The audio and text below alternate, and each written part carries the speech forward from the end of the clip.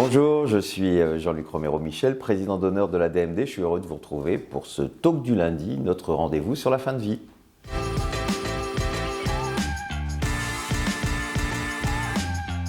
Un immense merci à notre amie Line Renaud qui, une fois de plus, a donné de sa personne puisqu'elle était ce samedi à un débat qui était organisé par Territoire de Progrès.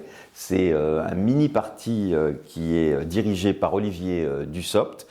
C'était l'occasion pour elle, à côté d'ailleurs de Jean-Louis Touraine, de parler de notre revendication d'une loi d'utile liberté. On ne peut en tout cas que se féliciter de l'investissement permanent de Line. C'est vraiment une chance pour notre cause de l'avoir. Donc on l'embrasse encore très fort et on la remercie.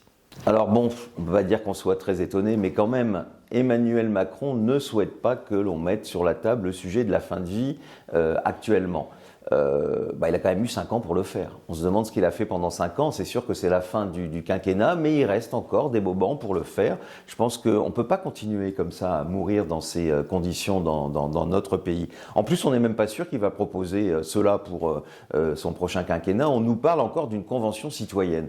On ne va pas continuer à avoir des dizaines et des dizaines de débats dans ce pays sur une question qui aujourd'hui fait l'unanimité. Je vous rappelle que quand même plus de 9 Français sur 10 veulent une loi d'ultime liberté. Et ce n'est pas parce qu'ils veulent être euthanasiés, ils veulent tout simplement avoir ce choix. Et il serait temps que les pouvoirs publics et que le président l'entende, surtout que quand même, on a une chance exceptionnelle. On a aujourd'hui une Assemblée nationale qui nous est favorable. Alors, Monsieur le Président, osez un peu.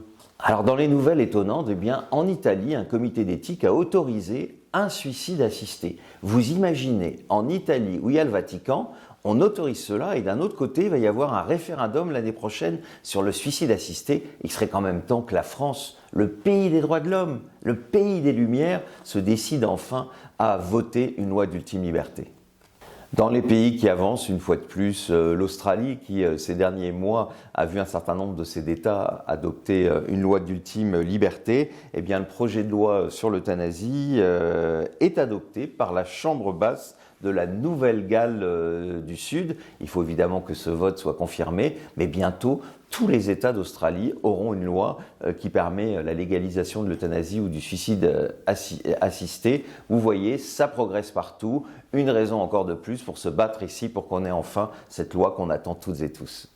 Vous avez dû le voir dans nos dernières vidéos, la DMD enfin s'adapte à celles et ceux d'entre vous qui sont soit malentendantes, soit sourdes. C'était important que nous le fassions dans notre association où vous êtes un certain nombre à être concernés par ce handicap. Désormais, progressivement, évidemment, on ne peut pas faire tout d'un seul coup comme vous l'imaginez, mais progressivement, nous utiliserons de plus en plus d'interprètes de langue des signes et bien sûr de sous-titrage. C'était important, la DMD se doit d'être inclusive. Voilà, c'est terminé. Nous attendons vos réactions sur les réseaux sociaux. Je vous rappelle le hashtag le talk du lundi. La semaine prochaine, vous retrouvez notre président Jonathan Denis. Je vous souhaite une merveilleuse semaine et de belles préparations pour ces fêtes qui arrivent. On en a bien besoin dans cette période si difficile. À bientôt.